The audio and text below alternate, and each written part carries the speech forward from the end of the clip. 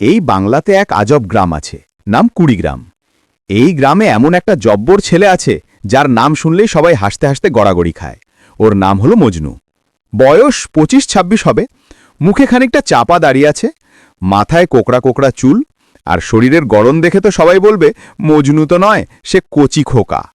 এলাকার সবাই ওকে নিয়ে হাসি ঠাট্টা করে, কিন্তু মজনু নিজেই নিজের গ্রামের ডন মনে করে। একদিন সকালে মজনু উঠেই ঠিক করল, আজকে গ্রামের সবাইকে দেখাবো যে আমি কত বড় মাস্তান। তার মা পিছন দিয়া চিৎকার কইরা কয়, এই গাধা, মাস্তান না রে, তোরে দেখলে গ্রামের মানুষ হাসাহাসি করে। মজনু কিছুতেই মানবে না। সে হলো রংপুরিয়া মফিজ, একবার যেটা ভাবে সেটাই করার জন্য পাগল হয়ে যায়। যেই ভাবা সেই কাজ। মজনু ভাবল যে মাস্তান হলে আগে দামি সানগ্লাস চোখে দেয়া লাগবে। তখন সে বাজারে গেল মকবুল চাচার দোকানে। দোকানে গিয়ে মকবুল চাচাকে বলল, চাচা, একখান ডান্ডাস্টিক সানগ্লাস দেখান তো। মকবুল চাচা হাসতে হাসতে বলতে লাগলো, ডান্ডাস্টিক আবার কি রে হারামজাদা? তখন মজনু বলল যে সানগ্লাসটা পরলে আমার এই গডফাদারের ছোট ভাই মনে হইব, ওইটা দাও। মকবুল চাচা একটা প্লাস্টিকের 50 টাকার চশমা দিল। মজনু চশমাটা পরে আয়নায় দেখে আর কয়, আহা, আমারে তো হলিউডের ডন লাগতেছে চাচা। এরপর সে তার বন্ধু রহিমার করিমরে ডাকলো। সে তাদের বলল, চল আজকে গ্রামের সবাইকে সাইজ করবো, যেন এখন থেকে সবাই আমার দেখলে ভয় পায়। রহিম হাসে, মজনুর কথা শুনে হাসার কয়, বেটা তুই আগে হাঁটতে শিখ, পরে গ্রামের মানুষকে সাইজ করিস। মজনু কয়, হ আজকে তোমাকে সামনে দেখামো, আয় আমার লগে। এই বলে 3 বন্ধু মিলে গ্রামের দিকে হাঁটতে লাগলো। গ্রামের মানুষ কামকাজ না থাকলে মোরগ লড়াই খেলে।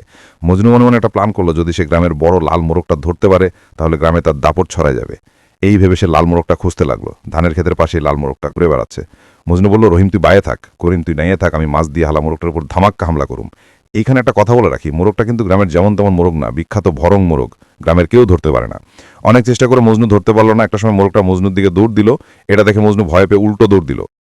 গ্রামের লোকজন মজনুর কাণ্ড দেখে সবাই হাসতে লাগলো। একজন বলতেছে, এই যে মজনু মাস্তান, মোরগ দৌড় দিতাছে। দৌড়াতে দৌড়াতে মজনুর সানগ্লাস পড়ে গেল। গাছের গোড়ায় উষ্ঠ খেয়ে মজনু ঠাস করে মুখ থুবড়ে পড়ল। করিম দৌড় দিয়ে এসে বলল, দোস্তরে, মেহেরবানি কইরা আর মাস্তানি করিস না। যে মাস্তানি করছস তা দেখে গ্রামের লোকজন ভয় পাওয়ার দূরের কথা, সবাই হাসতেছে। মজনু উঠতে উঠতে বলল, এটা ছিল ট্যাকটিক্যাল রিট্রিট, যুদ্ধ সাময়িক স্থগিত। মজনুর এই কথা শুনে গ্রামের লোকজন হাসতে হাসতে গড়াগড়ি দেয়া শুরু করল। মজনুর মন খারাপ। মজনু ভাবতে লাগল, মাস্তান তো হইতে পারলাম না, এবার অন্য কিছু করে দেখাতে হবে। এবার সে ভাবল প্রেম করবে। সে প্রেমিক হয়ে এলাকায় ভাইরাল হবে। গ্রামে একটা সেরা সুন্দরী মেয়ে ছিল, নাম ছিল খায়রুল সুন্দরী। মজনু ঠিক করল খায়রুল সুন্দরীর সামনে স্টাইল দেখাইব, তারপর তার সাথে সে প্রেম করবে। বিকালে যখন খায়রুল সুন্দরী পুকুরে পানি আনতে যায়, তখন মজনু রাস্তার ধারে দাঁড়ায় বলে, এই খায়রুল সুন্দরী, কি খবর? খায়রুল সুন্দরী তাকায় বলে, তুই মজনু না? তুই নাকি আজকে মোরগের ভয়ে দৌড় দিয়ে পালাইছস, আবার উল্টি পড়ে গেছস। পুরো গ্রামে তো এই ঘটনা ছড়ায় গেছে। মজনু লজ্জা পেয়ে বলতে লাগলো, আরে ওটা আসলে ট্রেনিং ছিল, আমি ইচ্ছে করেই মোরগের সাথে দৌড় প্র্যাকটিস করছিলাম, এমনিতেই পড়ে গেছিলাম আর কি। মজনুর কথা শুনে খায়রুল সুন্দরী হাসতে লাগল। এরপরও মজনু হাল ছাড়ল না। সে এবার কবিতা আবৃত্তি শুরু করল। তুমি মোর এই প্রাণের রানী, যদি ভালোবাসো দিব আমি টাঙ্কি ভরা পানি। মজনুর কবিতা শুনে খায়রুল সুন্দরী এত জোরে হাসতে লাগল যে তার কলস মাটিতে পড়ে গেল। তুই তো দেখি প্রেমিক না রে, তুই তো একটা জোকার, কমেডি। এই কথা বলে সে চলে গেল, কারণ আর কিছু বললে হাসি থামা যাবে না। এবার মজনু শেষ চেষ্টা করে দেখতে চায়। মজনুর মাথায় আবার নতুন আইডিয়া। সে ভাবল, এবার বাজারের সকল মানুষের সামনে কিছু একটা করতে হবে। যেই ভাবা সেই কাজ। সে আবার সেই সানগ্লাস লাগায় বাজারের দিকে বুক ফুলিয়ে ফুলিয়ে হাঁটতে লাগল। এইবার মজনু শেষ চেষ্টা করে দেখতে চায়। মজনুর মাথায় আবার নতুন আইডিয়া। সে ভাবল, এইবার বাজারের সকল মানুষের সামনে কিছু একটা করতে হবে। যেই ভাবা সেই কাজ। সে আবার সেই সানগ্লাস লাগায় বাজারের দিকে বুক ফুলিয়ে ফুলিয়ে হাঁটতে লাগল। বাজারের লোকে দেখে কয়, আরে মজনু আবার শুরু করছে বাজারের ভিতর। সবাই তখন মজনুকে ঘিরে ধরে। প্রথমে সে এক দইয়েলার দোকানে গেল। মজনু ভয় দেখায় বলে, চাচা, আমি ভিআইপি, আমাকে একটা ভিআইপি দই দাও, টাকা দিব না কিন্তু। দইয়েলা চাচা একটা দই দিয়ে বলল, দই খায়া দৌড়ায় আমার দোকান থেকে। মজনু ভাবল চাচা মনে ভয় পাইছে, এই জন্য চাওয়া মাত্রই দই দিল। কিন্তু না, দই খাইতেই এমন টক লাগলো যে মজনুর চোখ ঘুরে গেল। চাচা, দই এত টক কেন? চাচা তখন মজনুর বন্ধু রহিমার করিম দেখে চক মেরে বলতে লাগলো, ভাতিজা, ভিআইপি দই তো টকই হয়। দইয়েলা চাচা এক পাশ থেকে রহিমার করিম হাসতে হাসতে শেষ। বাজারে সবাইও হাসতেছে। মজনু তাদের দিকে তাকিয়ে বলে, তোরা বলবি না আমাকে, এটা আমাকে ঠকাচ্ছে চাচা। হঠাৎ হাটের মাঝখানে হঠাৎ একটা ছাগল দৌড়াতে দৌড়াতে আসে।